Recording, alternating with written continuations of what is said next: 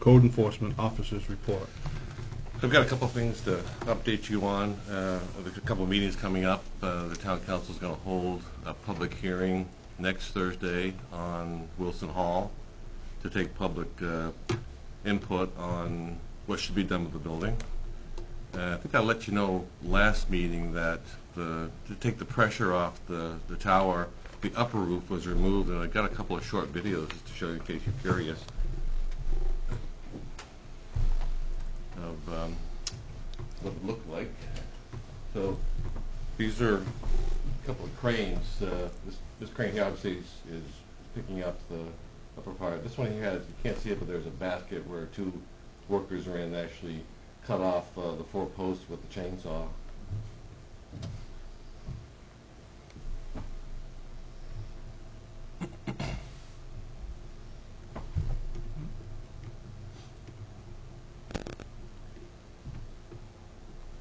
I'll fast forward just a little bit here so you can see it's sitting on the ground, and this existing concrete slab there that used to be a shed or garage or something there years ago. So that was quite an event to see happen. This building was built in 1851, so that was a significant change to be made. Also, next Thursday, there's going to be a meeting of the Regulatory Review Committee. They're going to be, it's not a public hearing, it's just a public meeting that the committee is going to have to discuss proposed changes to Chapter 10, the section that deals with weight restrictions and the use of town roads by commercial vehicles. There's been a proposed draft that came from the town manager's office, and I believe the committee is going to be discussing that and taking public comment as well, even though it's not a public hearing. A couple of projects that are moving forward on Heritage Park Road. The Penkwood Mussel Farm facility is nearly 100% complete. I believe they're hoping to open this week sometime. I did my final inspection. Looks good. And there's a few items that they have to deal with before they get their permanent certificate of occupancy. I issued a temporary one that's good for 6 months while they take care of these few items. And across the street, the Greenhead Lobster facility is under construction. They are in the process of installing the footings for that project. That's almost complete. It's such a large building that they had to pour the fittings in phases. It wasn't all one pour. And that's all I have, Mr. Chair. Okay, thank you. At this time, I'll open the limited public forum, which is an opportunity for the public to address the board on matters related to land use or planning in the town of Bucksport. Typically not on the agenda for the meeting. So anyone who would like to come up, if you do come up, please give your name and address. Go ahead. Alan Esposito. I live at 88 US. Do you want to come up here, please? Right up here. Absolutely. Alan Esposito, and I live at 88 US Route 1, right on the corner of Nicholson Road and Main Road. I just wanted to talk briefly about the potential of the lifting of the moratorium on legalized marijuana here in the town of Bucksport. I can't help but think about the economic opportunity that could really come to this town when it comes to people actually wanting to come here for whether it's their tourism coming off the cruise ships, they're driving through to go to the coastline, etc. Just making Bucksport more viable and more attractive to them. It concerns me that it could just be looked over and frowned upon because there's been a stigma around marijuana because it's listed as a type 1 substance federally. However, I believe in people enough that generally you give them the opportunity to do the right thing, they're going to do it. So we live our lives every day trusting people to be able to drive their cars or being able to be decent parents and just good people all around. And I think that this is just one more opportunity that could be for people to actually be good people and functioning members of society. So as a side note, I represent the Beale College chapter of the Young Americans for Liberty. So, libertarian-based group founded by Ron Paul. I just want Bucksport to be on the cusp of something that's really much bigger than us. So we all know that marijuana legalization has been on a national level, and Bucksport really has the chance to be on the cusp of how this could be rolled out nationwide. So, of course, the moratorium was put in place to help with consideration on how to implement it. I just think that there's been enough examples laid out before us that it's time to move forward. So I think giving the green light for something to actually pop up and grow in Bucksport would be a good start, and it's going to... I'm not the biggest tax person on earth, but I can't see why anybody would shake their heads at more tax revenue coming into the town. So I'll leave that football to be kicked around. But just think about it, because generally we live our lives giving people the benefit of the doubt, and people do the right thing. And I think this is just one more opportunity to decide for themselves what they want to do with their lives, and without being told what to do by state or local or federal government. Just give people a chance. So I really appreciate the time this evening, gentlemen. Thank you very much for all that you do as well, and I hope you have a fantastic holiday season. Thank you. Thank you. Thank you. Mr. Chairman, just for clarification, there is no moratorium in place in the town of Bucksport for retail marijuana. Shortly after the Marijuana Legalization Act was passed, the town council adopted a moratorium, a 6-month moratorium, and then extended it for another 6 months. But before that expired, the town council, and based on the recommendation made by the planning board, actually amended their land use ordinance to describe all 5 retail marijuana land uses as prohibited uses throughout the town. So if anything is going to be changed to allow it, it would be an amendment of the land use ordinance. Okay. Thank you very much. Yep. Is there anyone else? Please.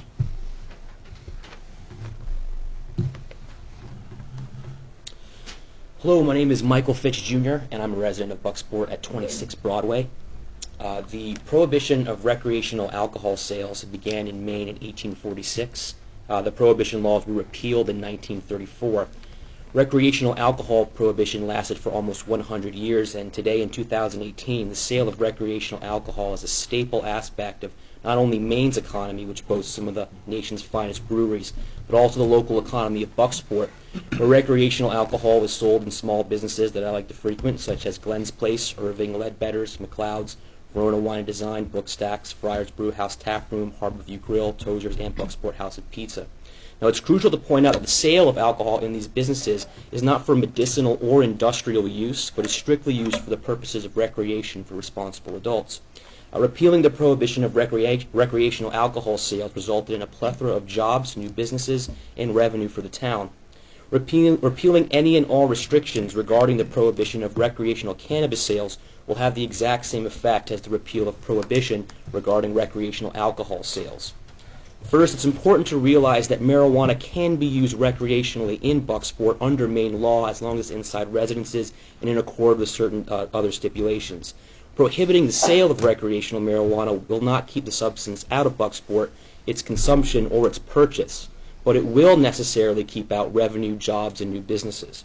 As an example of the pure potential this industry has to offer Bucksport, recently 2 separate dispensaries in Massachusetts reported sales of over $2 million in 5 days. That information comes from WCVB5 Boston's report, an affiliate of the American Broadcasting Corporation, November 27, 2018. Consumers in Maine will use marijuana for recreational purposes, and they will purchase it in order to do so. The only question is as to where.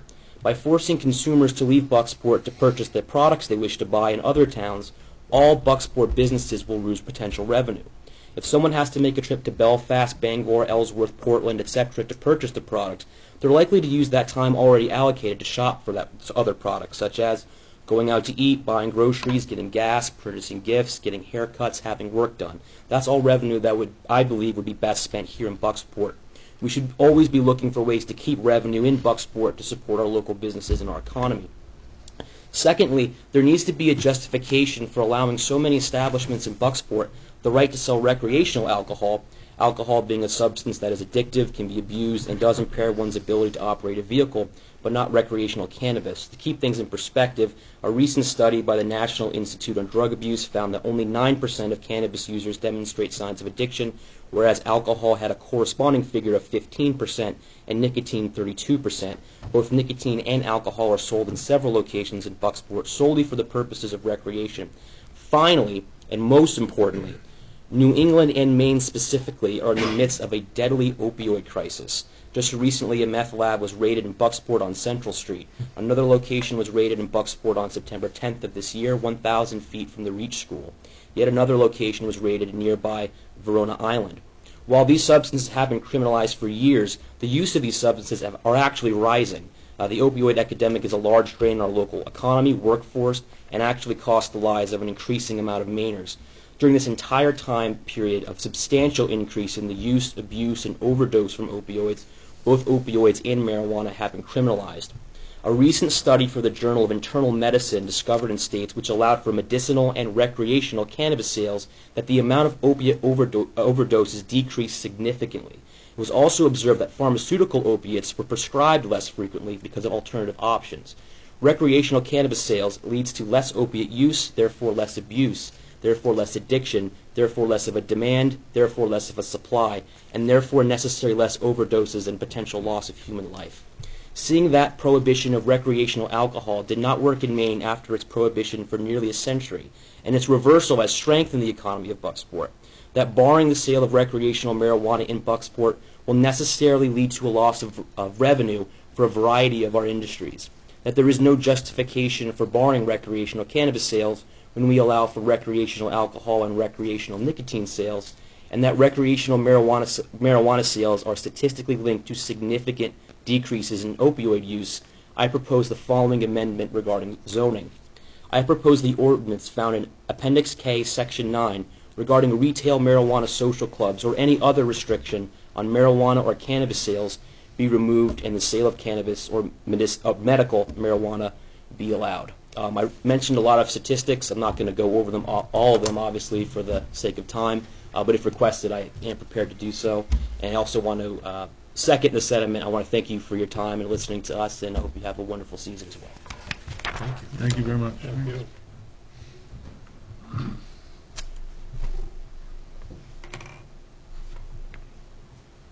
Is there anyone else?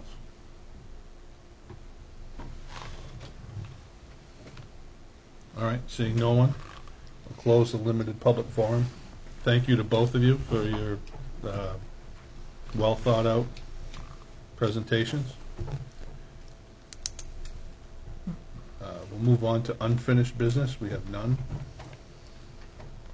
New business, we have an application for approval of a commercial agricultural land use on the River Road, tax map 17, lot 21. The applicant is Peter Spooner, Sr. If I may, you like to do it first? I have a brief presentation just to explain what this is all about, and then you'll have a chance to talk with them. Okay. Make Yeah, yourself, go ahead. make yourself comfortable. Yeah, have a seat. Yeah. So this is an application for after the fact approval of a commercial agricultural land use on the River Road, a tree farm, especially in particular. And I just have some pictures to show you if I can get this oriented correctly. I've highlighted on this map, this is a copy of the town's tax map that highlights the property we're talking about. And this is a copy of a portion of the town's zoning map. Again, I've highlighted the property, and this shows the zones that affect this property. The gray shaded area is the Route 15 residential commercial district, and once you get past 1,000 feet from River Road, it turns into the R2 Cobb Hill section. So in the Route 15 residential commercial district, agricultural land uses are allowed. L2 means it's subject to planning board approval. And this is a Google Earth image it's not a very good reproduction of the Google Earth image, but it's the best I could provide you. That shows the tree farm here. I have a closer up view. I'll show you in just a second. So this is Route 15 here, River Road. This is Lee Street here, just for orientation, if you know where that is. It's a private road off River Road.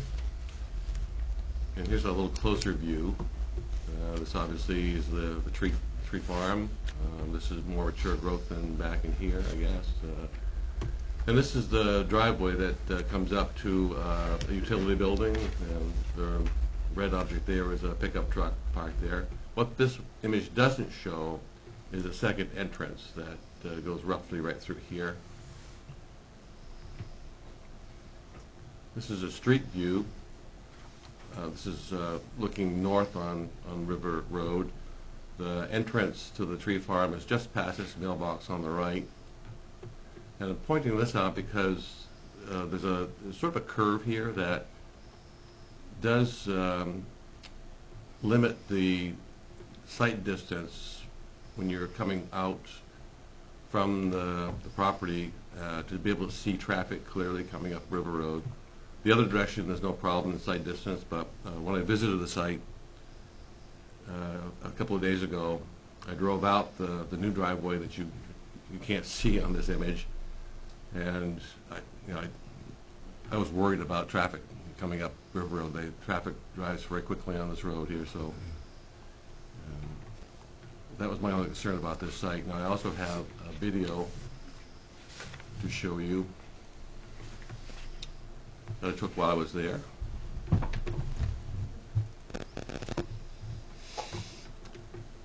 So I'm driving, heading in towards town here.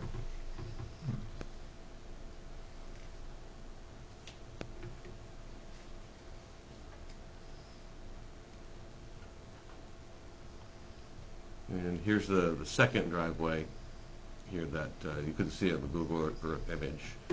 That entrance, I believe, is subject to permitting by DOT. I'm not certain that permit's been... I've called them every week since you and I talked. No response. Yeah.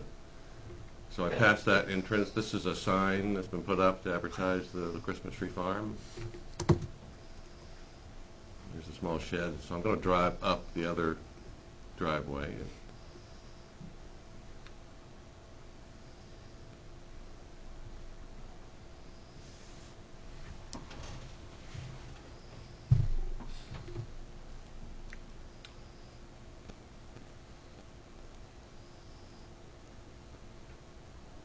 And I'm assuming that there's a sign here that talks about liability concerns when you pass a certain point in the property. And there's the other entrance out, so it's sort of a loop driveway.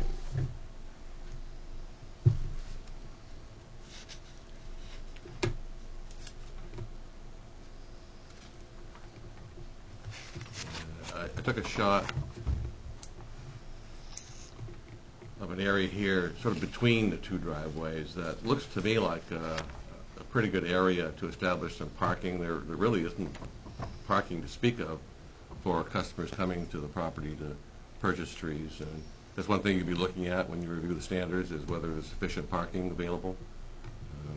So I would suggest you keep this in mind when you conduct your review as a possible place to create more parking. If you think that more parking is needed than what's able to be provided by the existing gravel driveways.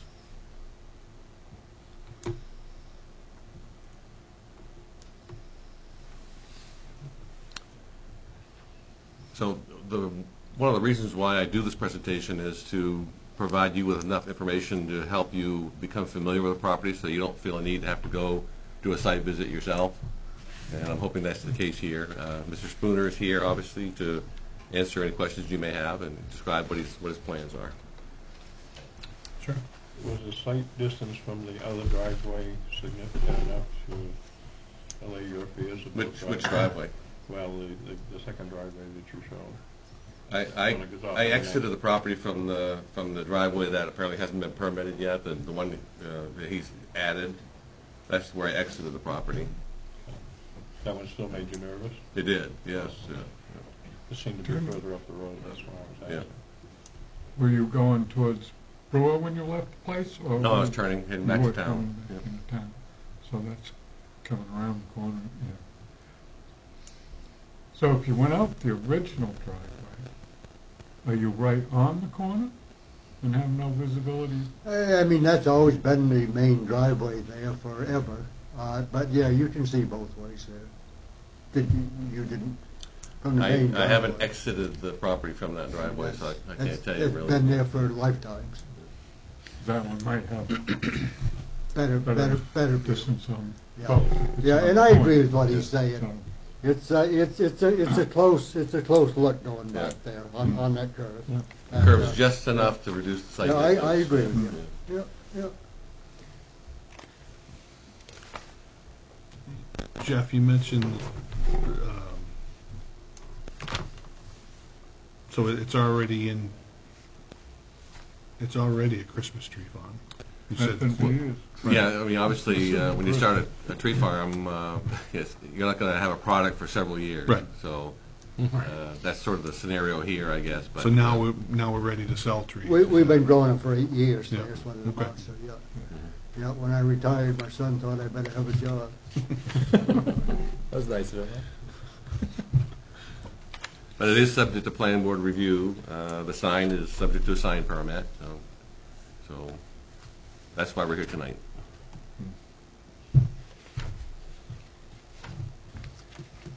There appeared to be a conflict between your level 2 application content and the application. One of them says you own the property and the other one says he doesn't. My wife tuned into that, and we've owned the property for not 100 years, but damn near. So you are the owner. Oh, yes, yeah.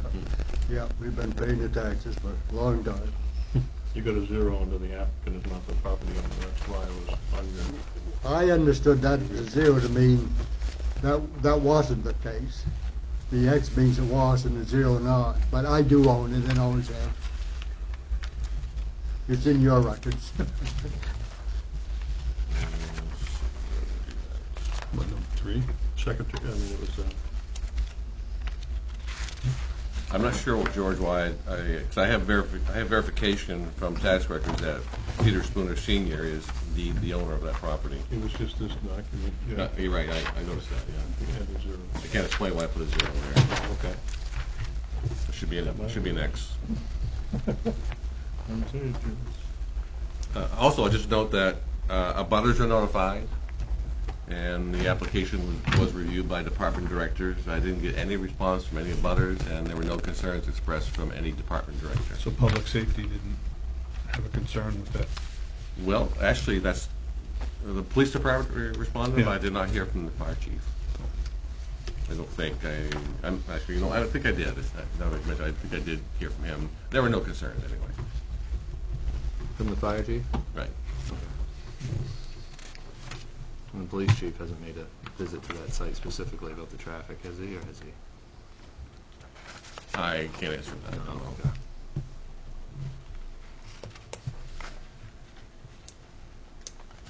So do you have something to present to us, or are you just going to ask? No, I answer mean, questions? I'm just, whatever Okay. we talked about back and forth, yeah. There is plenty of parking, not necessarily on the gravel, but I mean, most of the pickups, they drive all the way around the trees and cut what they want, put it on the truck, and so, I mean, that's, way beyond the gravel. They can drive anywhere on the property there, and do. What are your hours of operation gonna be? 9 to 3:30, Friday, Saturday, Sunday. Yeah. Gets dark in the afternoon. Yeah.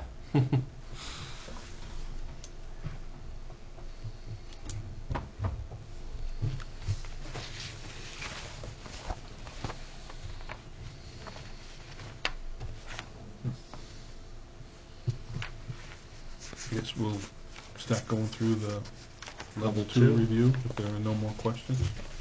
You following your checklist? Yep. Yeah. We did number 1.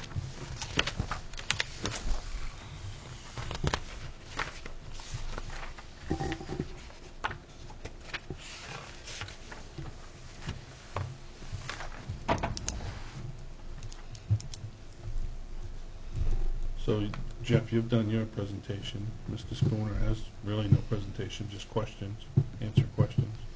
So at 3, we've asked questions. Are there any more questions? I guess, how much volume of traffic are you being optimistic about coming in and out of there? I mean, what do you hope that your sales will be? Probably 20 would be maximum a day. Okay, so it's not like we're looking at 15, 20 an hour. That But type of no, thing. we wish. You probably would like to see that. Yeah. Yeah, Okay, but good. no. Thank you. We haven't advertised it Yeah. that much, and it's just isn't, but, yeah, Okay. but no. If we sold a dozen in a day, we're doing well. Yeah. Okay, thank you. Sasquatch always gets my attention. There you There you go, go. there you go. He's a big draw. Do you own the land, from what was portrayed in this, in his presentation as the first entrance, do you own the land to the south side of that, so the town side of that first entrance? So if you wanted to trim a tree back or two to help with visibility, would that be possible? Yeah, but I don't know that that's the problem. It's kind of the in-between, Okay. and there's always a big lilac there. Yep. And there's a knoll, and we've thought about kind of flattening that whole, that was my mother's lilac, so we've hesitated to do away with them, but we probably will, without a doubt, we'll cut back into that bank to make it more visible. Okay. Yeah. And are you planning to open this year, for this year? We are open. You are open now? Yeah, yeah, we've sold maybe 20 already. Nice, good deal. Yeah. All right. Any more questions from the board? But we do own both ways, Okay. to answer your All right. question, yeah, and we, I have no more. Okay. Any public comment? Okay.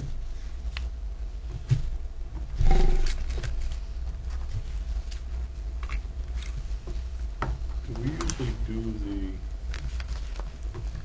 before we start the standards, do we agree to the exceptions? Because there are some, he's requesting that the survey be waived and all of the plan that shows drainage would be waived, 2 or 3 things in there. In the past, when a request for waiving surveys was made, you usually note if there are any concerns expressed from abutters before you make that decision. And as I said a moment ago, there's been no comments from abutters, so nobody's expressing concerns about the location of this activity, and so I would suggest that you could act on that waiver at any point. In terms of the scale site plan, that's your call. If you think you need a more thoroughly drawn plan to conduct your review, you probably should decide that now, before you do your review. I'll move that both items be waived, considering the topography of the ground, and we can see what's happening there, and the Sasquatch doesn't sing. I second that. Any discussion? All in favor?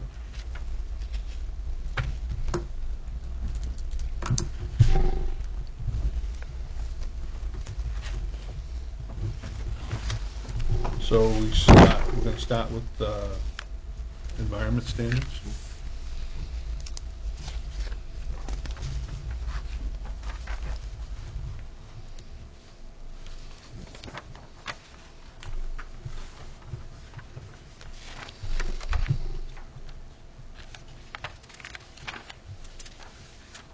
Anybody have any issues with any of the?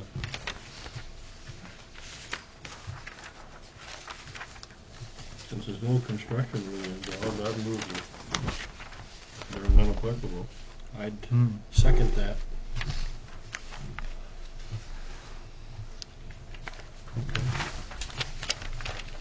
So we'll just keep right on moving through. We won't vote on every one of these till we come You should back. vote on this motion. Okay. Any discussion on that? All in favor?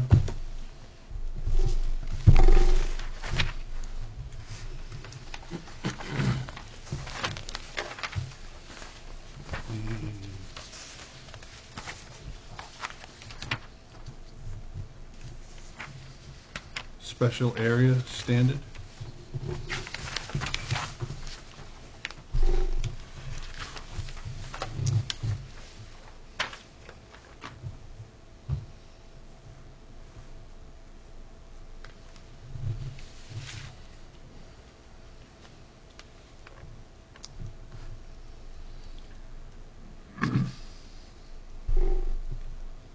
I don't see anything applicable.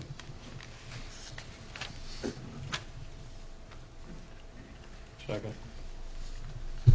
Any discussion? Is that a motion? Yes. All in favor of that? You opposed? I am not. I am in favor of that. So Fine. Local area standard?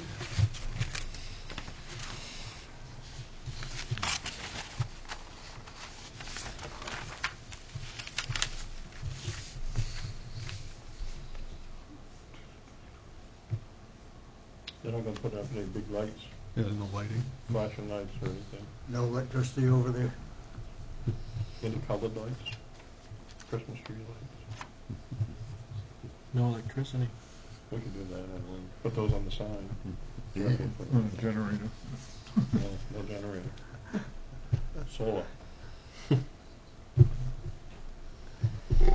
We had a house there until 1962. My junior year in high school, we moved across the road. Oh, They said it was the oldest house in Bucksport at the time. Wow. Unfortunately, it was falling down enough so that it wasn't salvageable, but anyway. Yep. What do we think about local area standards? Not applicable. Second. Any discussion? All in favor of that?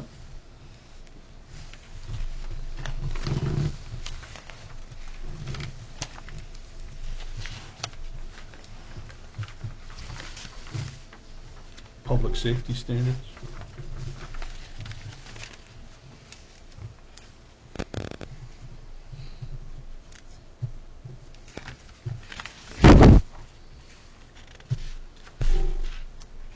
Do you have any, is there a dumpster or anything on the property for any trash that's generated? or- I take a bag a day, whatever there is, and get rid of it, so, yeah, no, there isn't. Nope, there used to be old farm dumps, like anything, you still find an old bottle here or there. But no, nothing. No porta potty on site or anything like that? We haven't, I thought about it, but And then Junior said we wasn't gonna waste the money, so, but, no, have not had a need. If we did, I'd have one there, but, yeah. people just use the trees probably. There you go, yeah. Free fertilizer. Mr. Chairman, I would suggest, because I raised the concern about site distance, and Mr. Spooner confirmed that might be an issue with site distance, that Number 6. you look at number 6. Yeah, Yes. number 6 is the. Yeah, I did want to discuss that. Okay. Is signage a possibility? Just entrance there, or no exit, or? I don't know what you would do. So you said you've contacted DOT and no one's got a hold of you? Yeah, Okay. yeah, I leave messages every week, and I even told him the last time I called, I said, I don't care if you don't, but I'm told I'm supposed to notify you. Yeah. Yeah, Okay. yeah. Um, Nobody I know personally, but you deal with them, or? With DOT, I have to deal with a lot of people and they don't return my phone calls very often. Yeah. Yeah. I would recommend that as far as the entrance and exit of that, that you speak with the police chief. Sure. Or see if he can send one of the patrolmen out to take a Sure. look at that and see if we Sure. can get a better plan going.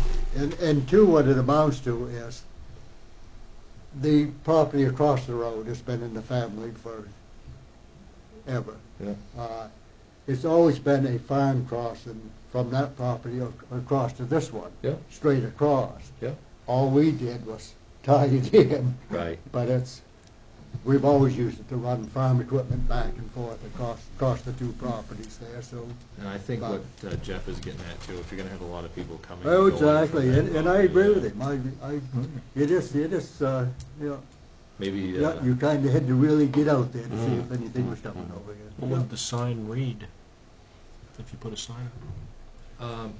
Cars entering? Another thing, as well as the police chief, actually, as far as signage goes for traffic entering and exiting, maybe you could set up a meeting with him and our highway foreman. He is not going to be in charge of Route 15, but where it is the town, he might have some recommendations in regards to some signage that you could put for what that would read as far as traffic entering and exiting there. So, give me I mean, I can find the police chief, all right, but who else am I looking for? No, you're going to look for Jay Lamper. He's in charge of the town's highway. Jay Lamper. Yeah, he doesn't take care of that road, but he does have a lot to do with signage for the town, and I don't know if he's in charge of anything on 15 or not. What's the best way to get a hold of him? How you spell Lamper? Lanpher. P-H-E-R. Is that the town garage? Yeah, at the town garage. I'm trying to think what they're. Do you know what the number is out there? Yeah, thank you. We'll get that. What's the police chief's name nowadays? Sean Gagan. That's a good thing I don't know, right? It is. It's a very good thing. Good for you. Years ago, I could have told you. Who was it?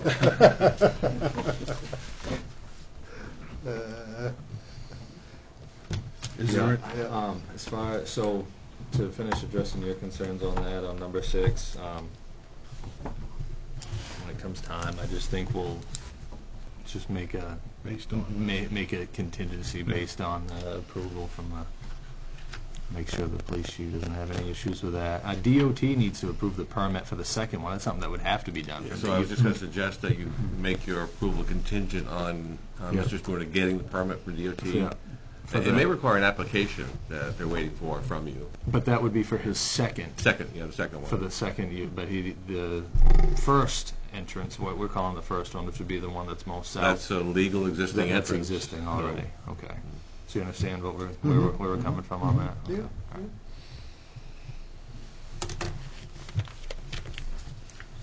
anything else on public safety standards?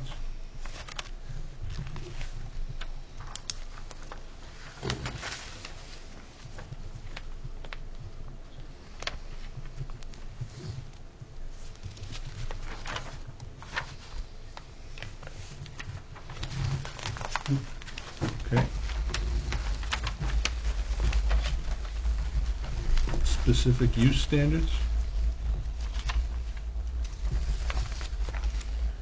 So there's a group of standards for commercial agriculture, but most of it deals with handling manure, which obviously is not something that this particular type of agriculture uses. But there's also there's one requirement that you probably should just note, and that is that the storage of chemicals, including herbicides, pesticides, and fertilizers, is limited to those quantities normally associated with agricultural use. So I would ask Mr. Stewart if he's using any of those products. Just the fertilizers. At 5, 10, 10, whatever it is. You're storing them in that shed you have there? You store the fertilizers in the shed you have there? I think we buy a bag and use it, we don't have any on site.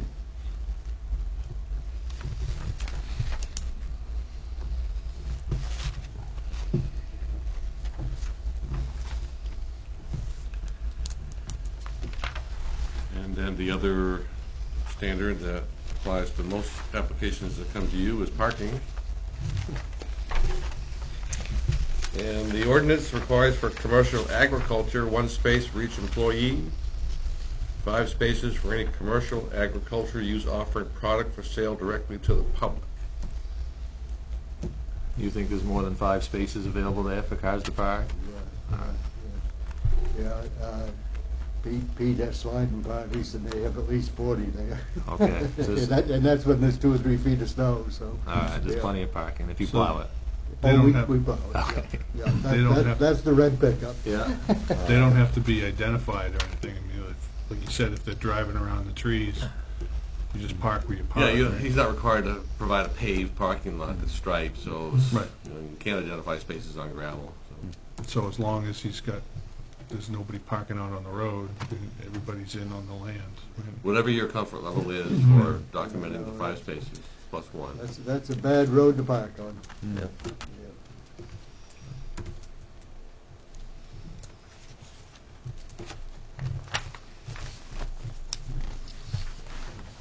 Is there anything else on specific uses? Okay.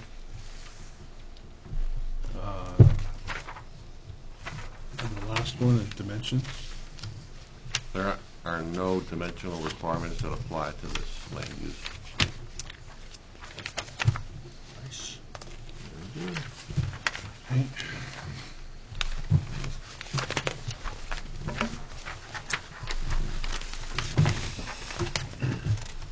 So now we're back to environment standards, and we found them all non-applicable, correct? Right, you found no applicable environmental standards. Road is not required. You found no applicable special area standards. You found no applicable local area standards. And so public safety standards, you did find one to be applicable, number 6. Yes. And I would make a motion that, that be granted contingent upon a suitable safety plan approved by the police chief and his, to use the second, what we're calling the most northbound entrance and exit as part of that with his DOT permit. Does that sound fair? So once Easy I enough? talk with the two of them, then what do I do? Get back to you here, or? No, you can deal with that with Jeff, as long as the two of them are all set, then he'll get that to you. Okay. Just on our level from here, we just want to make sure that there isn't a whole pile of traffic that's going to pull out of there and get hurt. Oh, exactly. No, I That's couldn't all. agree more. Yeah, We don't want to make it too hard on you, but we want to make sure nobody gets hurt too. no.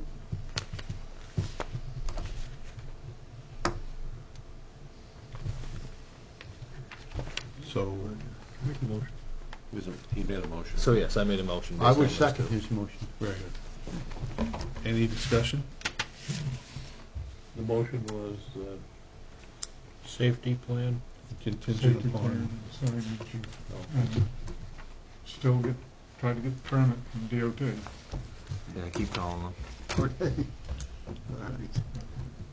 So just to be clear, to use the language that's given here, the proposed land use will have no impact on public safety that's contrary to the purposes of this ordinance, provided that your conditions are met. Correct. so all in favor of that?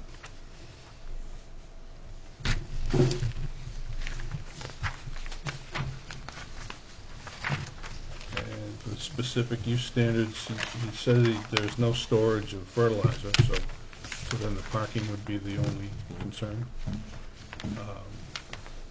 I have no issues with the parking. I don't see an issue parking 2 dozen cars on that land anywhere, so, Yeah, if not more, there's plenty of room. yeah. Move that the proposed land use has met all applicable specific use standards in this ordinance. Any discussion? All in favor? And the dimensions, there are no dimensions, so a vote's not required.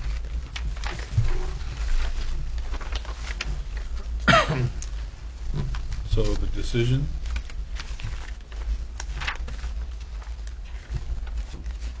Will have no impact contrary to the purposes of Appendix K land use, and therefore the application can, as long as the contingencies are met? No.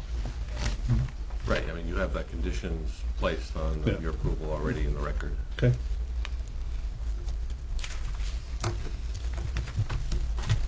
So that's it. Very Great. good. Thanks. Continue selling trees.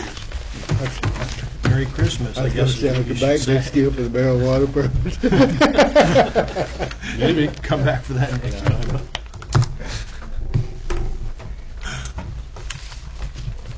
Rotate crops.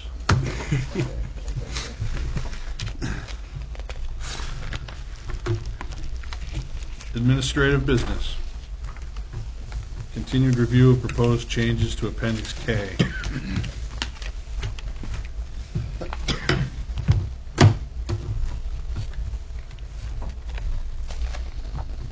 All right, so did you all have a chance to review the draft proposed changes to Appendix K in your packet? You did? I did, yes. That's it. I'd like to just go through them, hopefully in a quick manner. I mean, we can talk in detail if you'd like, but I've broken them down to make it a little easier to digest into changes that have a theme, I guess. So the first one deals with the proposed changes to the RP district. And what we're proposing to do, in effect, is to delete the current description for the RPO district and replace it with the description almost verbatim from DEP shoreline guidelines. One of the reasons for doing that is because we're talking about a lot of water bodies in Bucksport that complicate the simplification of applying RP standards. We also talk about water bodies that are rated moderate or high value waterfowl habitat.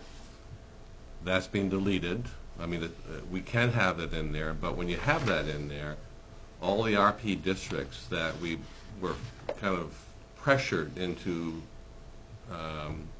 putting properties in back in 2009 were because of that criteria, the habitat criteria. That's an option. You don't need to have that in your ordinance. So I'm suggesting, because we are proposing to take these RP properties back out of RP and put them back into limited residential, which is what they were before we had to put them in RP. That's because Inland Fisheries and Wildlife has sort of reversed their position, and they no longer mandate through DEP that you put these properties in RP. If you want to remove that criteria for habitat, then you can take these properties out of RP. Did you ever notify any landowners of this? Not yet. We haven't got that far yet. Okay. All right. So the description would read an area within 250 feet of any shoreline in which development would adversely affect water quality, productive habitat, biological ecosystems, or scenic and natural values. This district shall include the following areas, except as otherwise identified in these sections. All right, so the next section you see is deleted, and the reason for that is that most of this language in this section is from DEP guidelines, but I'm deleting it here and rearranging it and ordering it the same way it's ordered in the guidelines, just for consistency. So don't think that this is all going away. Most of this is coming back in just a second, and here it is. So the first one deals with floodplains. That's a criteria for putting property in RPO. Second one is areas of 2 or more contiguous acres with sustained slopes of 20% or greater. If you have shoreland areas that meet that description, it's supposed to be in RP. Number 3, areas of 2 or more contiguous acres supporting wetland vegetation and hydric soils, which are not part of a freshwater or coastal wetland as defined, and which are not sufficiently connected to a water body during the period of normal high water. Again, if it fits that description, it should be in RP. Number 4, land areas along rivers subject to severe bank erosion, undercutting, or riverbed movement, and lands adjacent to tidal waters, which are subject to severe erosion or mass movement, such as steep coastal bluffs. We have some of that along Penobscot River, which explains why a good part of the Penobscot River is in the RP district now.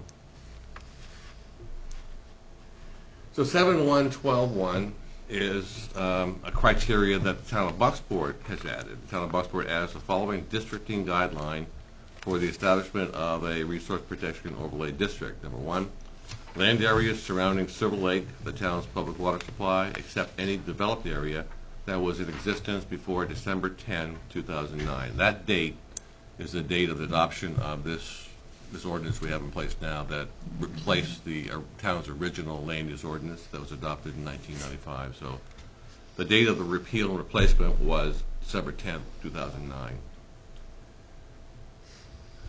7112.2, shoreland areas in the Tannery Brook or Stream Protection Overlay District, or that meet the criteria in Section 7 for the Route 1 shoreland, downtown shoreland, or commercial fisheries maritime activities district, need not be included within the Resource Protection Overlay District. And the last is any currently developed shoreland area that was in existence before December 10 of 2009 need not be included within the Resource Protection Overlay District. It repeats what's stated above, but the one that's stated above is specifically directed towards the land area around Silver Lake. Is that clear to everybody, those changes? So in summary, this is really going to streamline a lot of properties for to meet the current DEP standards. Well, I'll show you in a second what we're going to be proposing. I think,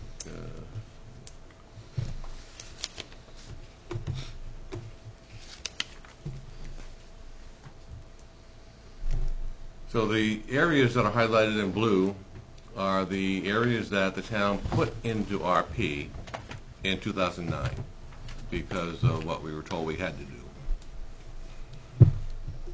And I've numbered them.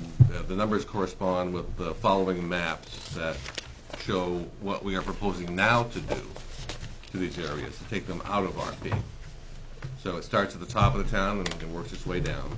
And there are a total of 11 areas that we, the town, provided you believe we should, change back to limited residential.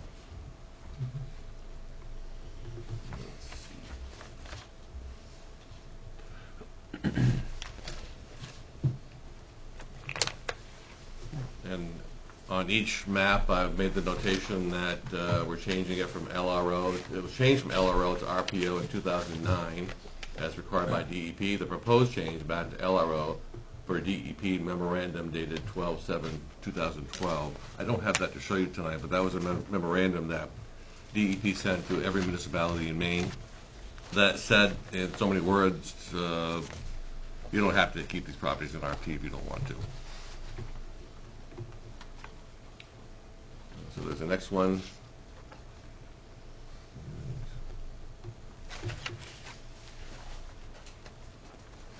This one borders the park. Most of this wetland, I believe it is in the town of Orland, but we have a little bit that crosses over into Bucksport. This is at the north end of Williams Pond. And this one, this is Silver Lake Road, and this is Millvale Road, and Williams Pond Road here. So this is a fairly large wetland, but again, it was an LRO before, so. And this one is off Town Farm Road. That's just in some fields, that's just lower. Drains into Silver Lake. This one is off Route 46.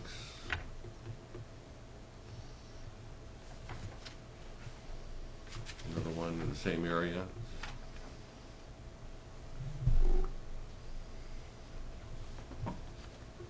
And this is the one that will have an impact on Dave Grant's property. He's been trying for years to get his property back out of RP, so he'll be pleased to see this.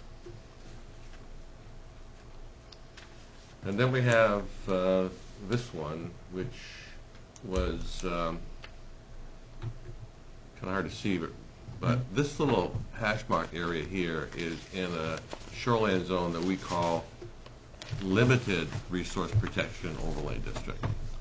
And the only difference between a limited resource protection overlay district and a resource protection overlay district is the limited district applies to properties that were in RP at the time of adoption. This is off Duck Cove Road, so you have a few properties here that were developed. And the same district applies to the properties on, drawing a blank on the road. It's a subdivision off River Road, between River Road and the river. I can't think of the name of the road. Can you? Kenny Drive. Kenny Drive, thank you. So those properties are in also LRPO. The reason why this is in this proposed amendment is because it's hard to see, but this little finger right here encompasses a part of the lot. And this is the lady who came in to see you a few meetings back, wanting to try to make it easier to develop her property. So what we're proposing to do is take the rest of the property out of RPO, which is between the water line and the road.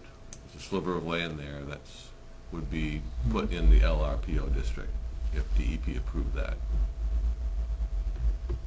That's the only change in this area here. All the rest would stay in RP.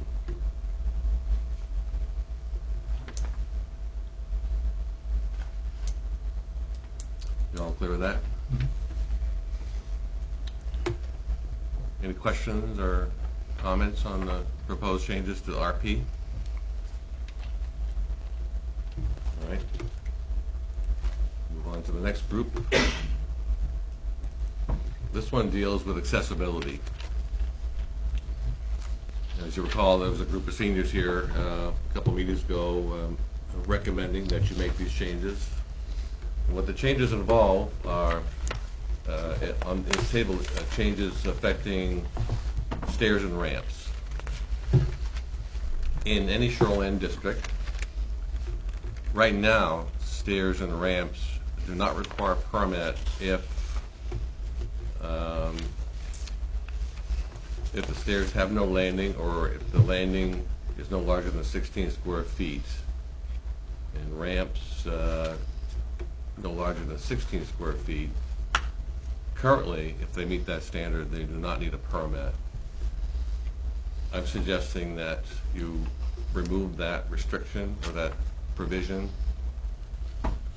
because in the non-shoreline districts, there is a change also there too, and that affects note A10, which you see across the board here, affects every non-shoreline district. So the change is the installation of stairs and ramps that are not for public use is not subject to review or approval. So in other words, if you're installing or replacing a stairway or a ramp for a public building, then that needs to be reviewed and permitted.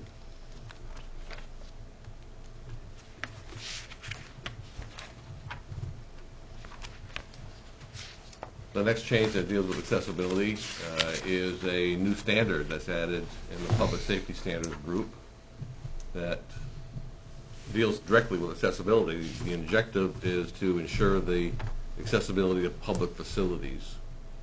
New site improvements and alterations to existing site improvements, including but not limited to parking lots, sidewalks, stairways, ramps, and accessible routes to buildings and structures must comply with applicable accessibility requirements identified in the Maine Uniform Building and Energy Code. Is there a time frame on that, when that would have to be implemented? So, if you were a business owner or if you owned a public accessible building, what would the time frame be that they'd have to be in compliance with this? If they're proposing a new improvement or an alteration to an existing improvement. Okay. If they're doing nothing, they Yeah. have to do nothing. If they're not doing Right. any changes, they don't have to make any changes. Okay, all right. So this isn't gonna force the hand of anyone to have to change their building? No, it only comes into effect if you are proposing to do anything different. Okay, all right, thank you. The next one deals with the buildings themselves. New public buildings and structures and alterations to existing public buildings and structures must comply with the applicable accessibility requirements identified in the main Uniform Building and Energy Code. So when you have a site plan before you that involves a new building, maybe a parking lot and access routes from the parking lot to the building, you're looking at 1229-1. And you're going to ask them to make certain they're compliant with applicable accessibility provisions that pertain to the site improvement. 1229-2 is the building itself. That's the inside of the building. You don't look at the inside of buildings.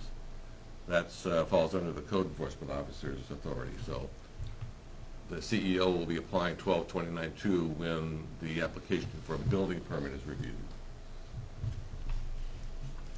And then 1229-3 is stock language that says that you can require secondary documentation if you think you need to have that for clarification. Plans must be submitted for any project subject to barrier-free certification by the State Fire Marshal's Office.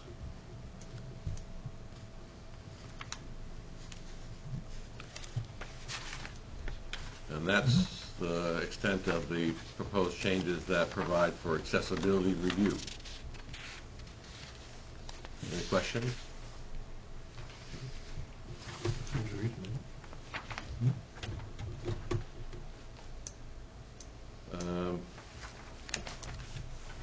Let's see. The next one is some miscellaneous proposed changes that we have gone over before. This one here is an amendment to the production land use category that identifies a type of manufacturing facility, and that is small sawmill facilities. So this is a new row that's been added to this table. And it identifies, the X's identify where it can't be done, the L2s identify where it can be done subject to your approval, and there's a note, J8, that refers to compliance with section 12.18 noise, which is in the land use ordinance, that you look at that standard whenever you are reviewing an application for a land use that produces noise. So this just clarifies that, yes, you can have a small sawmill facility in the rural areas where they're not allowed now, but you have to be mindful of the noise you produce. We had first looked at establishing a setback distance from residential neighbors, but that wasn't well received by the board, so it was recommended, I think, by Mr. Fite to look at noise as a standard to apply rather than setback. So that's what we're doing. The next one deals with a very benign land use that now is subject to permitting, when I really wonder why, and that's a home-based business office that is conducted in a home that you wouldn't even know is there. If it was affected, it needs a permit. So this change allows home-based professions to be exempt from review if customers do not come to the business location and products are not shipped from the business location. So essentially it's a homeowner operation. They may have an employee come, but there'll be no customer traffic and no truck traffic for deliveries. If they meet those two requirements, they do not need to be permitted.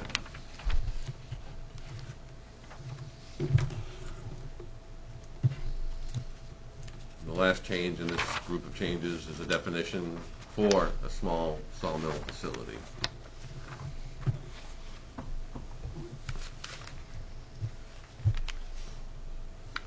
That definition has clarification that if you're cutting logs on your own property for your own use, that's not considered a small sawmill facility.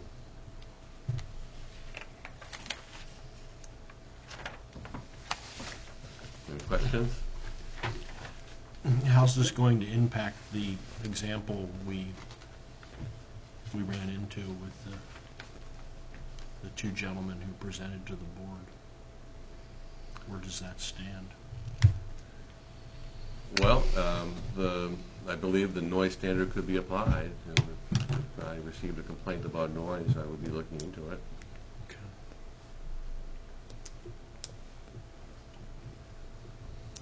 Did you have a question?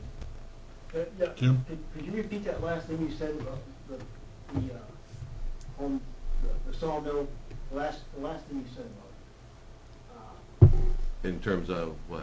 I think you read it from there, I can't quite read The it. definition? Yeah. Oh, it says, the last sentence says, portable cutting equipment operated under the control of a property owner on their own land to process logs for the property owner's own personal use is not considered a small sawmill facility. It's just a personal use. Right. It's not- Yep, yes, it's not subject to review or permitting. So I have a couple of things that have come up that I want to, first of all, let's see, that one deals with our next group. Before we get there, I want to bring this to your attention. This came up as a result of the conversation I had with a prospective buyer of a property on Route 1 that's currently occupied with a one-family dwelling and an outbuilding that was permitted as a recreational and physical therapy use for the homeowner, not for public use. The property's on the market, and I was approached by a potential buyer who wanted to convert the outbuilding into a second dwelling. Well, come to find out, the zoning district that applies to this property does not allow one-family dwellings or one-and-a-half-family dwellings or two-family dwellings. That was a change that was made in 2010 when this ordinance was adopted. Before that, residential uses were allowed. It's a C2 district. I'll show you.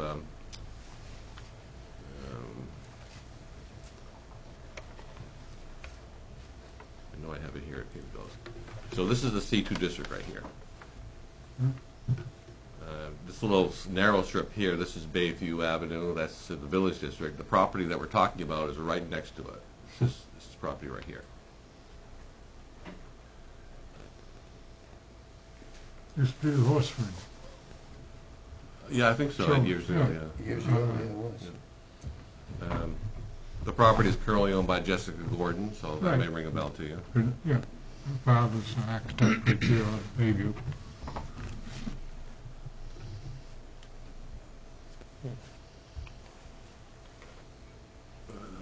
So the proposal is to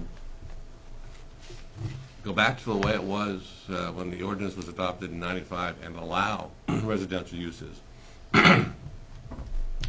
So you see here, the changes would be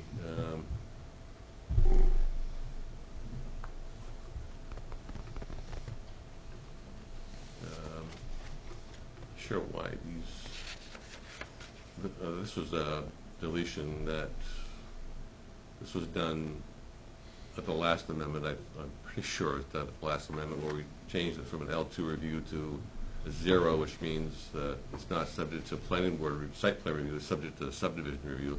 I thought that was already done.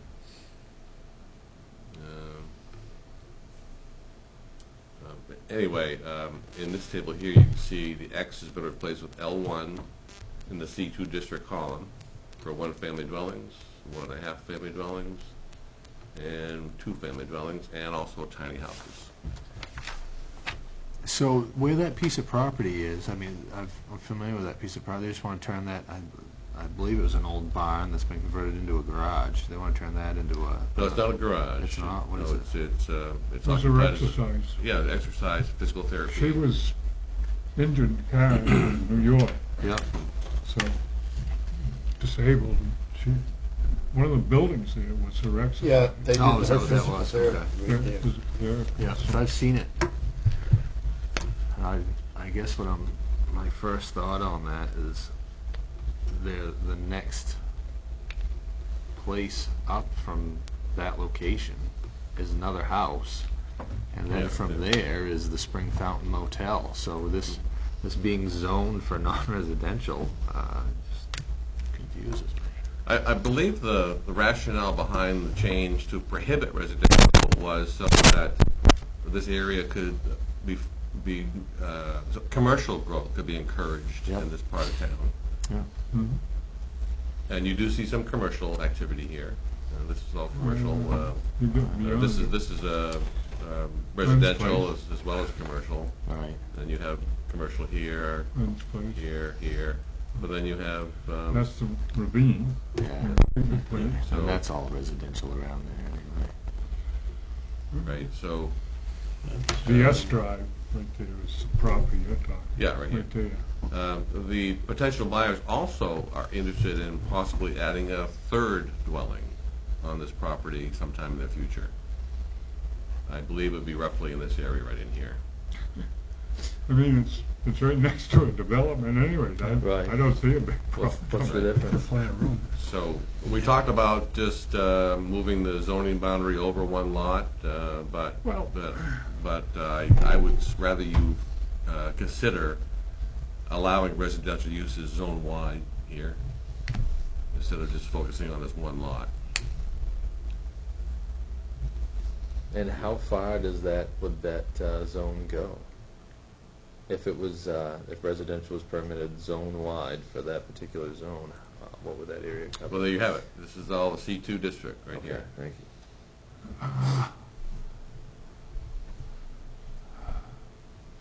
So that would stretch down into the beginning of Route 46, is that what that is looking like to me? Yeah, 46 starts right here. Yeah. Yeah.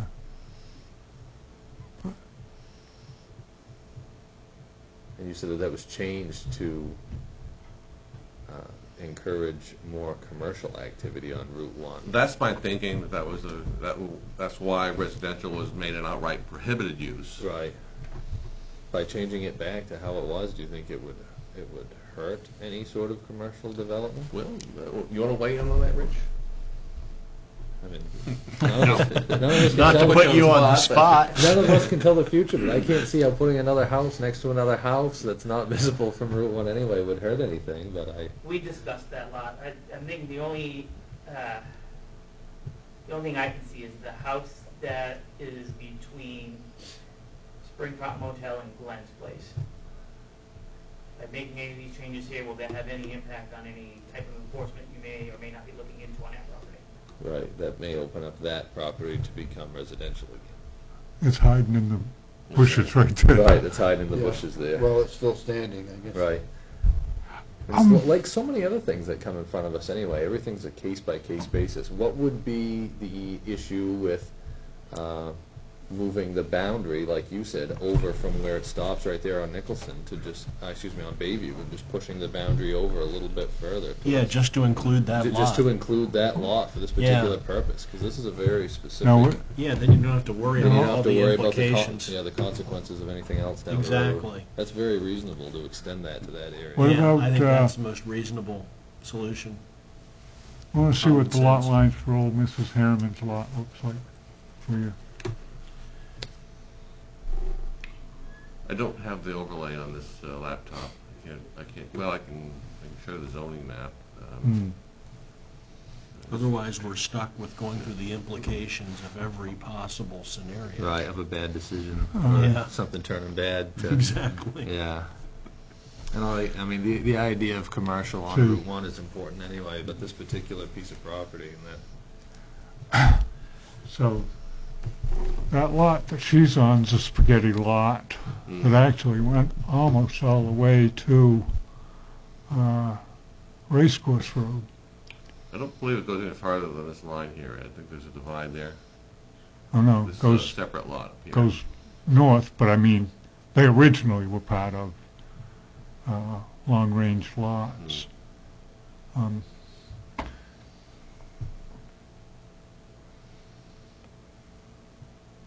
Yeah. Even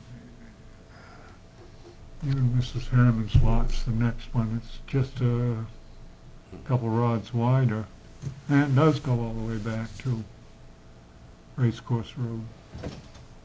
Or I make a motion, we extend that to include that property.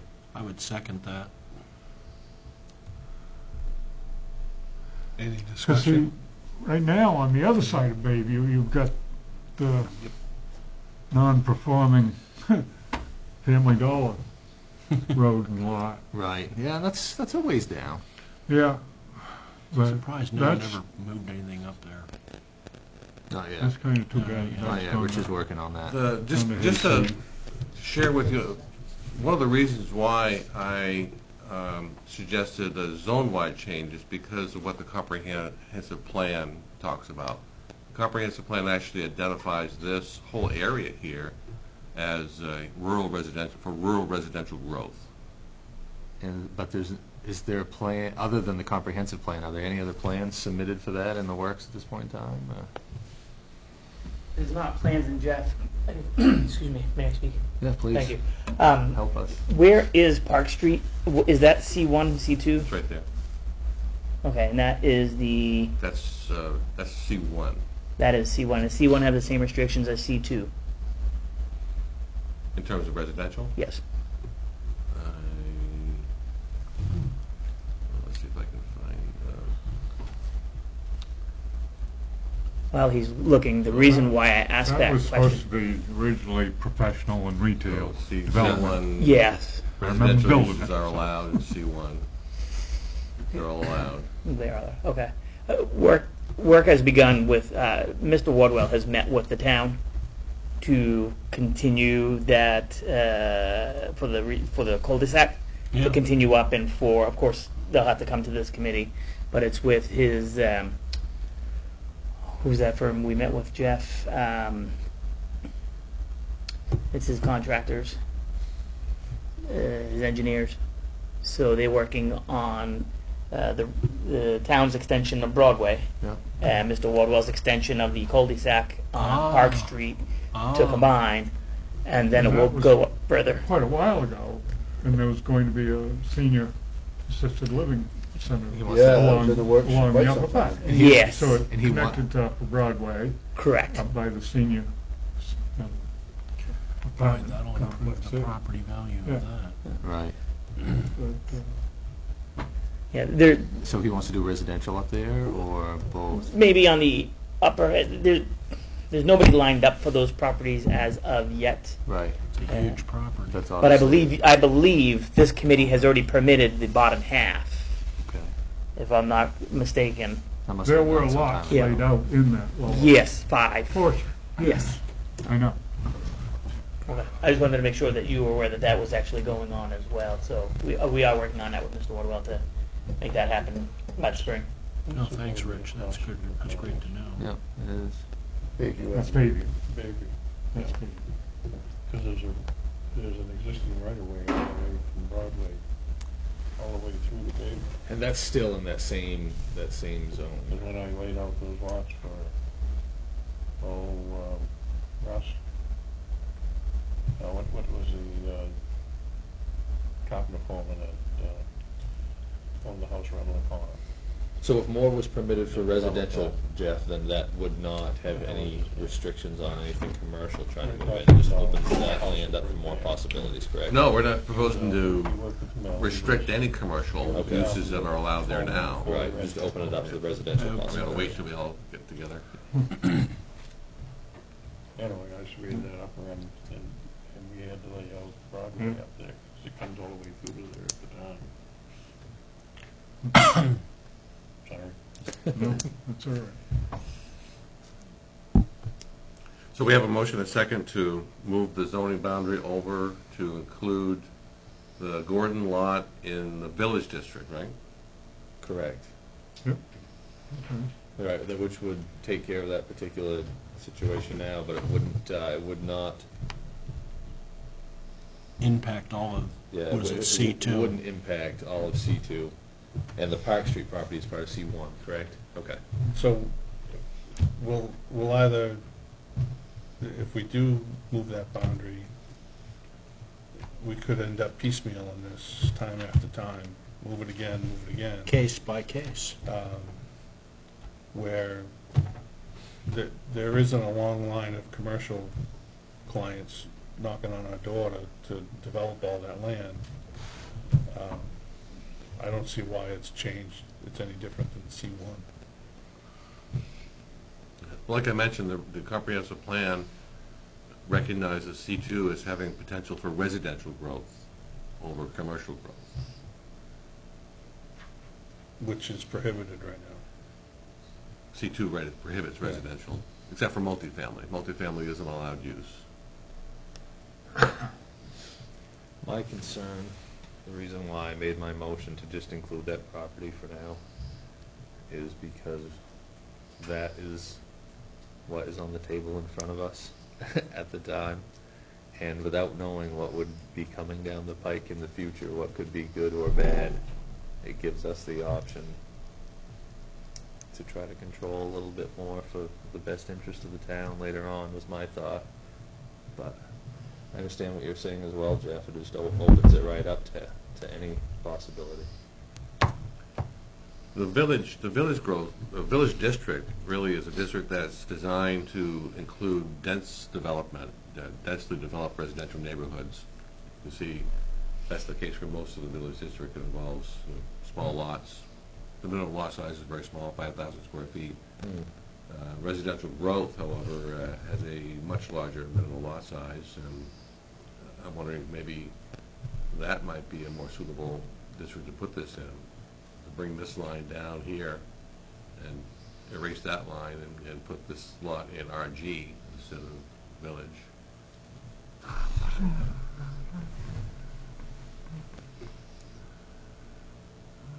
So what is that little sliver of between C1 and C2? Is that a village? This is Bayview Avenue, and all the lots on that street are in village. So the town not is an fully isolated, developed, but pretty close. isolated area in village, but it's in village because it's densely developed residential neighborhood. That's been developed for a lot of years, Yeah. So is the from the 60s. Are you moving to just move that village line over? Correct. One lot Yeah. line. Yes. Yeah, just That's the motion we have on the That's table. the now. motion I propose, to just include that lot. That way this potential buyer could. Any other discussion on that? All in favor? All right.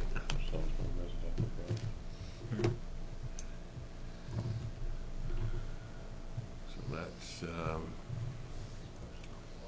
takes care of that. And then the last group of proposed changes deals with changes in the ID and IDO district.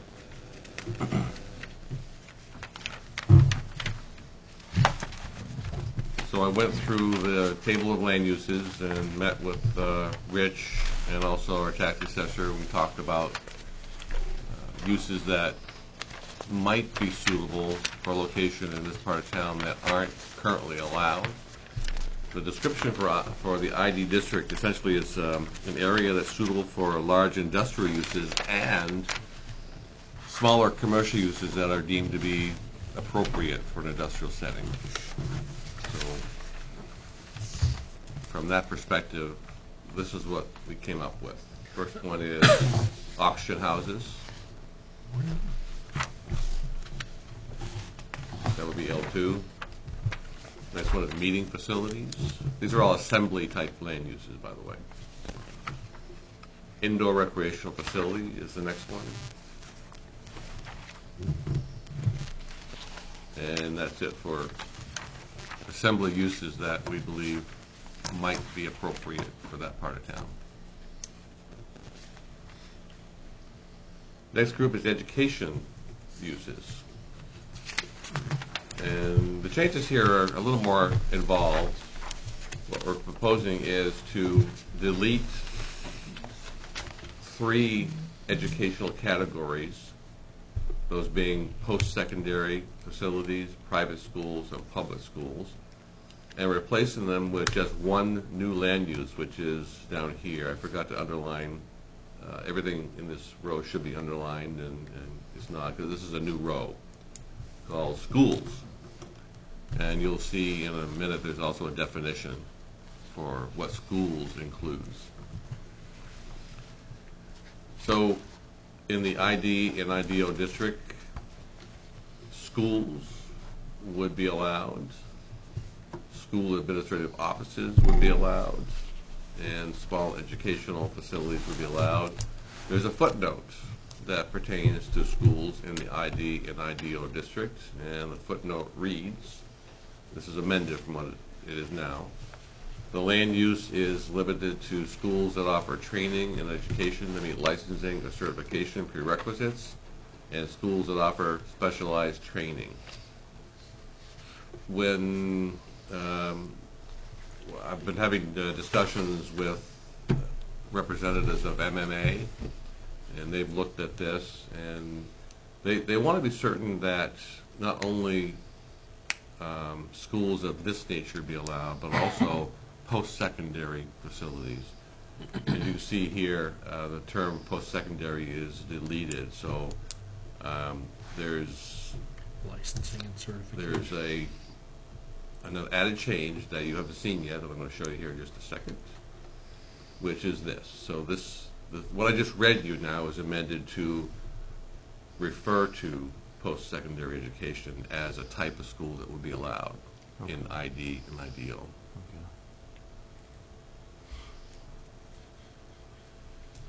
And the reason for that is, as you know, Maine Maritime Academy is planning on occupying the Employee Development Center to offer class work for relicensing and certification for mariners. But they're also, as I understand, planning to provide educational offerings for students from Maine Maritime Academy, which would fall under the classification of post-secondary education. So they wanted to be certain that that wasn't going to be an issue, that that type of educational activity would be allowed there. And they're satisfied with the post-secondary being added to that? As far as I know.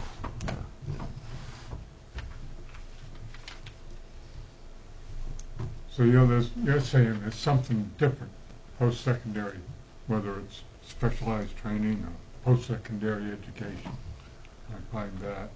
Well, Right. licensing and certification is what, a big part of what they'll be doing. But they're all classes. Yeah. And post-secondary also, so, you know. looks like he's I don't got it covered there, I differentiate. think. Well, you could have, for example, a school that offers specialized training. We have one of those in the industrial park. They offer motorcycle training. Oh, right, yeah, That would be described as a school that offers specialized training. yeah. So I think making the differentiation here, I think, is needed. I don't recommend that we clump everything under post-secondary education. No, I think the specialized training is a good addition. So back to this. And so the next note is C2, and the C2 note applies to the administrative offices in ID and IDO. The restriction is the land use is limited to administrative offices for schools allowed in the district. So the administrative offices for the RSU 25 would not be allowed there, but if there was such a land use for a school that offered training or certification or post-secondary education, that would be allowed.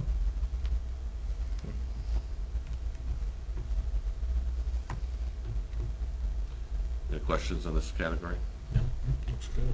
Next one is housing. And the only change that's proposed for these districts is to allow dormitories. They are now prohibited. And the reason for that is there might be, I haven't heard of any, but there might be an interest in providing housing for these students who are coming in large numbers, I guess, to get their certification, recertification. Well, recertification. Recertification, yeah. Yeah. So that's the only change in the housing table of land uses. Municipal is next. And the changes would allow public bathrooms in both districts, and public recreation is already allowed in the IDO, but not the ID. The public recreation includes things like walking trails. As I understand, there's a plan for installing a walking trail to follow along the river, but it might come inland just enough to get outside the shoreline zone, and we'd have to say, no, sorry, you can't do that outside shoreline zoning. So this change would make it possible to install your walking trail anywhere in the ID or IDO district.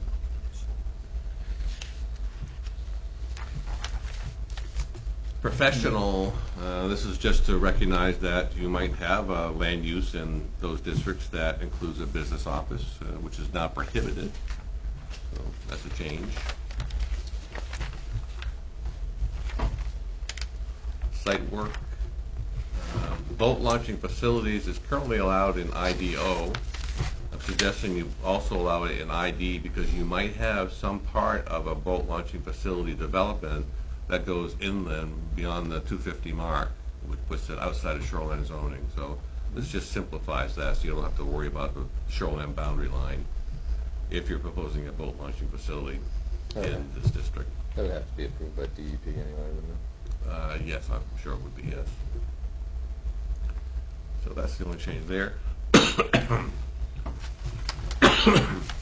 Trade land uses. The changes here affect on-site services. Currently, no on-site service business is allowed in ID or IDO. Off-site service businesses are currently allowed. The difference between the two is the service, an off-site service business is a business that's located on a piece of land, but the service they offer takes place someplace else.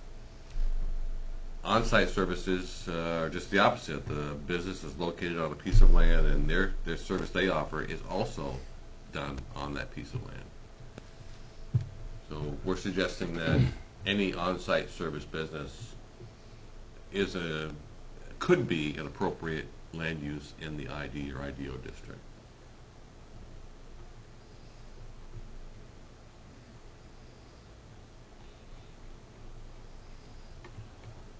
And the definitions are being amended. As I mentioned earlier, we're deleting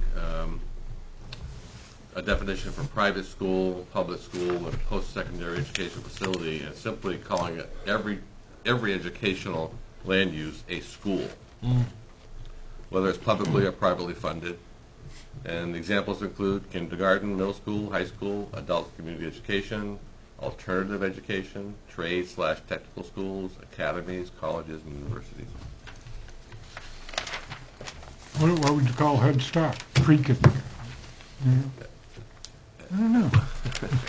It's becoming common, and it has been over the last few years. So.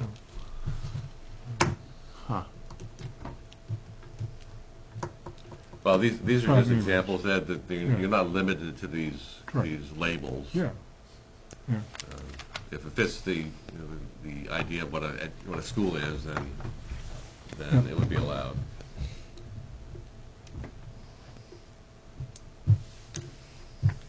So that's it for definition. Why are we broadening that definition specifically, just of the schools? Are we doing that just to? I think it's simplifying it by eliminating the separate definitions, breaking them out. Yeah. Public school, private school, Yeah. post-secondary. Just call it a school. That's what they're all schools. Yeah. So, and by the way, they're all allowed equally, district-wide, across the board in the table of land uses. Currently, wherever a private school is allowed, a public school is also allowed, post-secondary is also allowed. So after looking at that way, the thought was, well, let's just simplify it and call everything a school. Right. Jim? You mentioned dormitories, that you would allow dormitories to come in here onto the industrial site. Well, I think one of the ideas behind, for instance, the Maine Maritime Academy coming here was that it would bring business into the towns, into the local hotels and motels and things like that. This is one of the things that made that an attractive idea for the town, is it wouldn't necessarily bring us any tax base, but it would bring in business for our local businesses. So I wondered if dormitories might be something that might take away from that. Well, I mean, a dormitory, it can be a commercial operation, privately operated, you know, by an entity like a motel or hotel chain, and it wouldn't need to be necessarily located on the campus of MMA Well, if or you- Whole Oceans.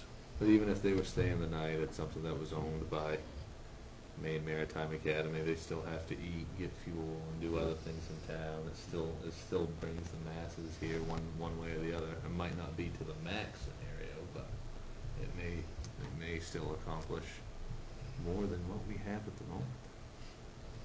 Rich, you have some input? I do.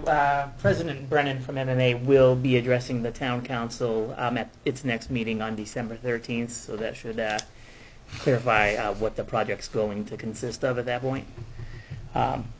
Also, it's my understanding that this has to go to a first hearing, and then a second hearing, and then to the council, which puts us out until end of February, beginning of March. And I was wondering if the committee would consider, after President Brennan's meeting, having a special meeting this month to get that first meeting under its belt. Thank you. Thank you.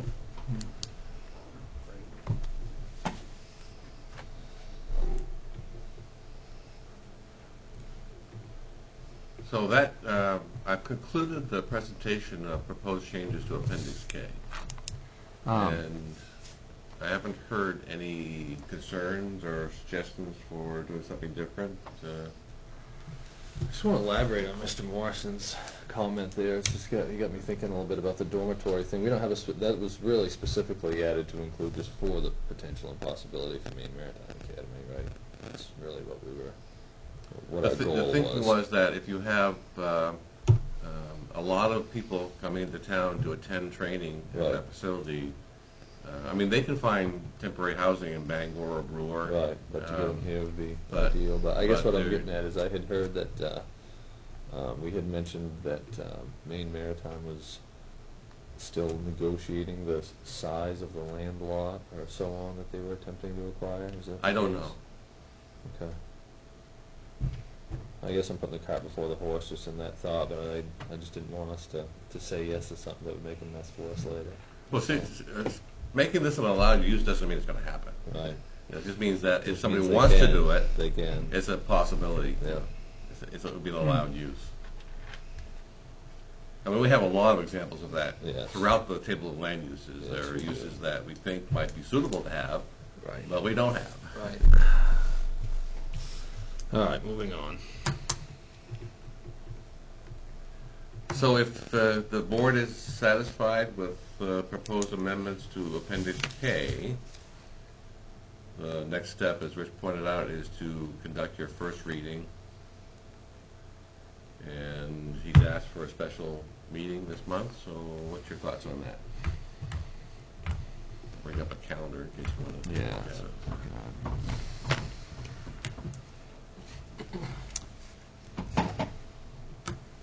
So the town council is meeting on the 13th. Right. So ideally, if we had a meeting on December 18th, that would be the Tuesday following that Thursday meeting.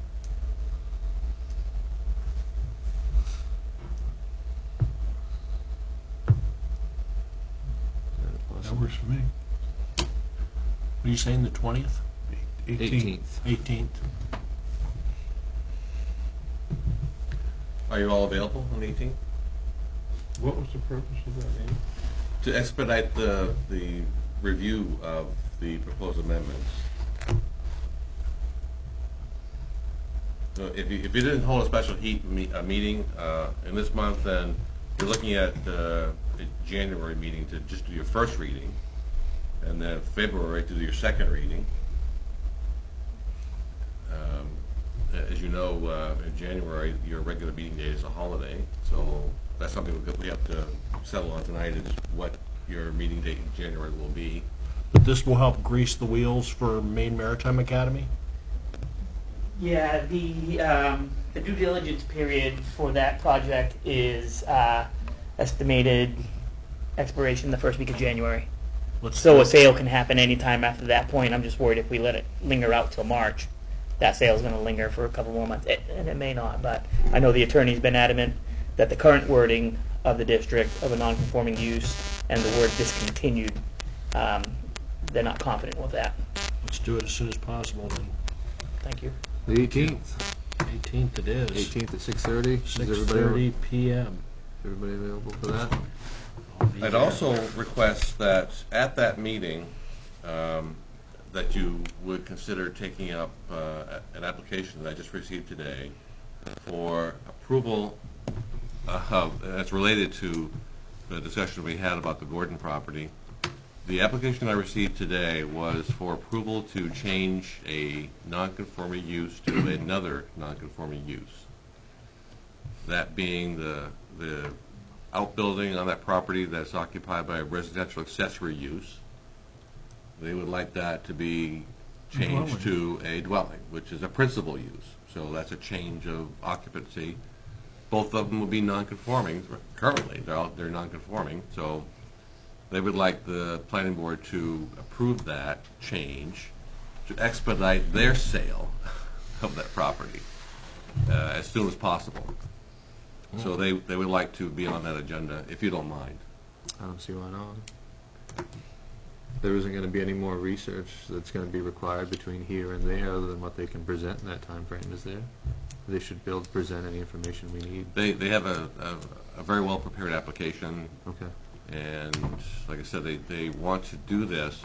Now, if it turns out that the town council approves the zoning boundary relocation, then they still have a legal use at that point. Well, it'll become a legal use. It'll be no longer considered non-conforming. So they have a closing date that for the sale. They'd like to get this resolved as soon as possible, so it won't delay closing too much. So we're resolving something that would probably be resolved by something different. But several months down the road.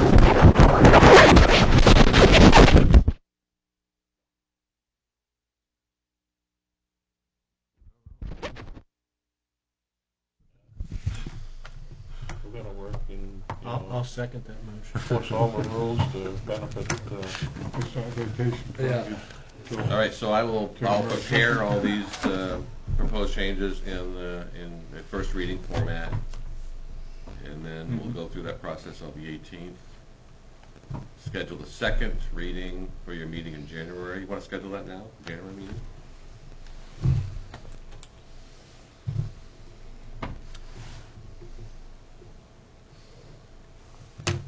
My suggestion is January 8th. Works for me.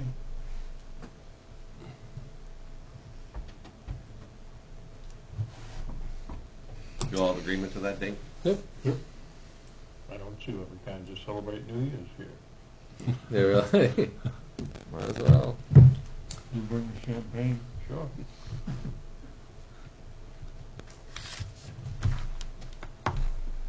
Now that would be overtime pay. Is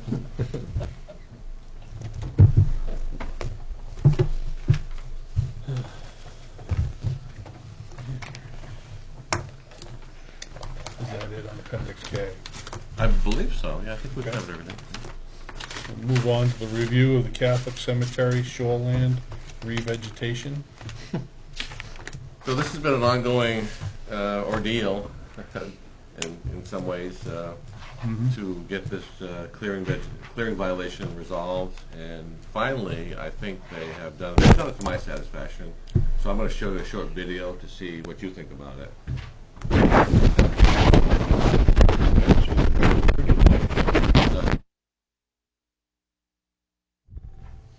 I'm at the top of I'm in the parking lot area, and I'm panning towards the north, going down the slope. You can see, here are the trees. These are the trees that are being, I'll stop for a second here. These are trees that have been planted here.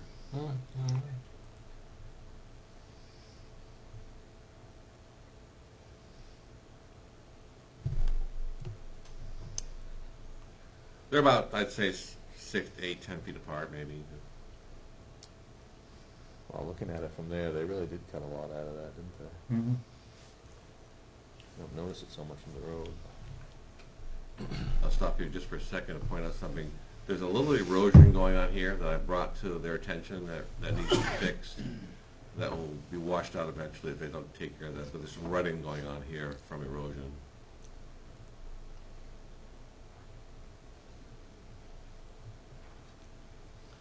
I didn't walk all the way down, but you can see the trees go all the way down to the road here.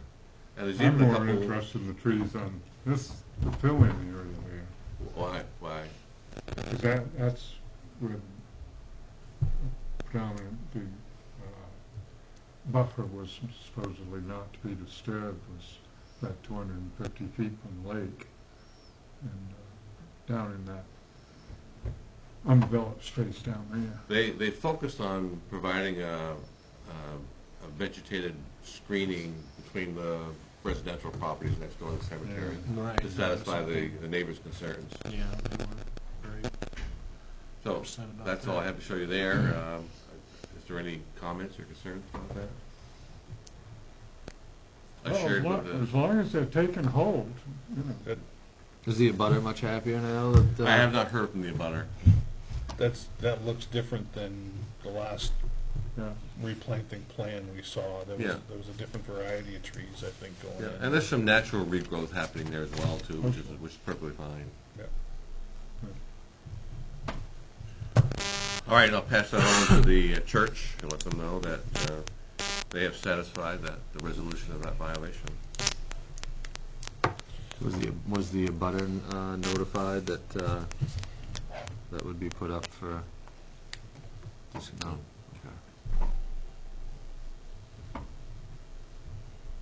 Elections of chair and secretary for 2019.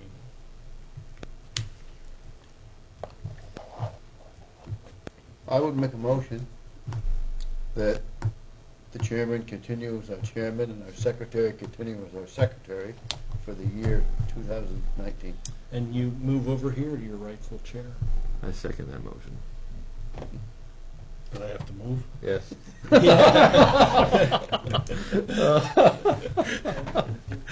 take a shower every day.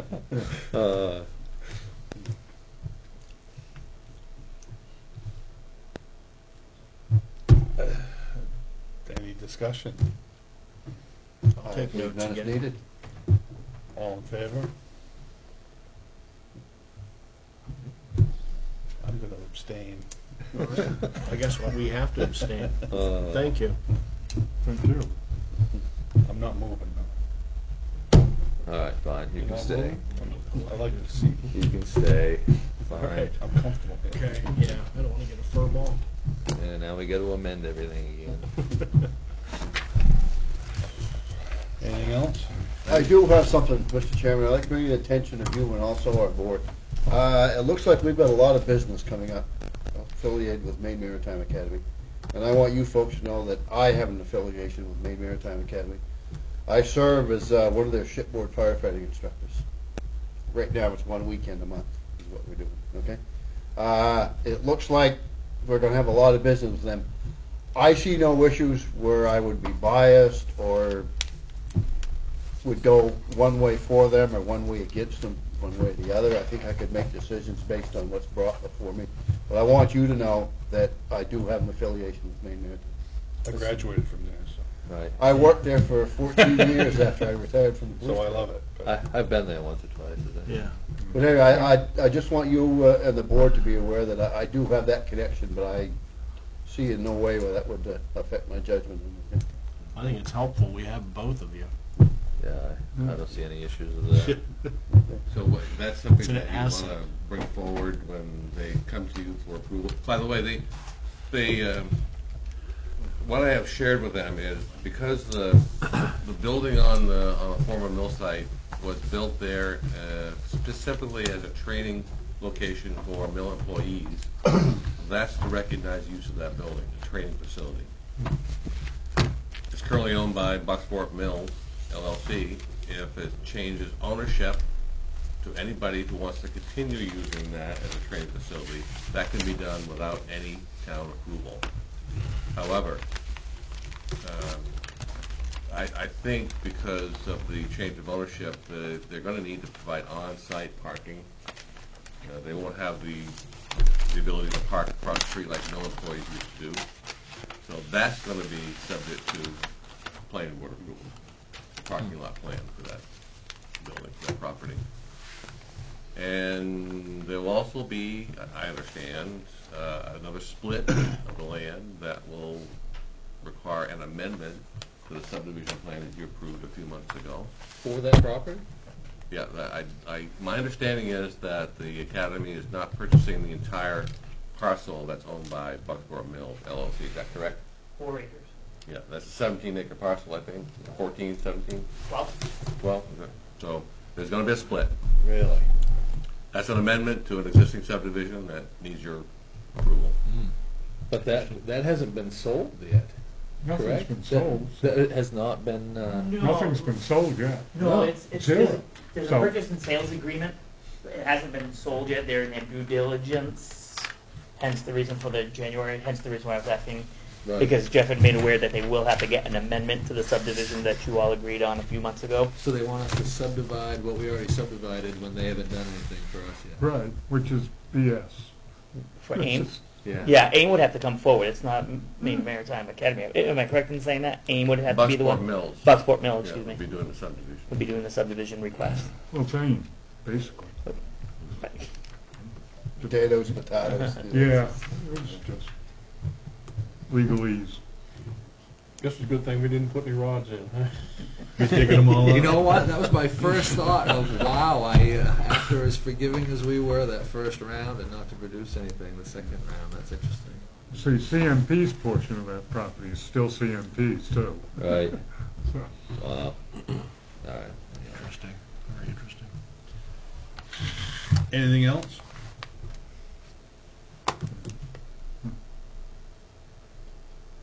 Hearing Move to nothing. adjourn. second. All in favor? Discussion needed. No.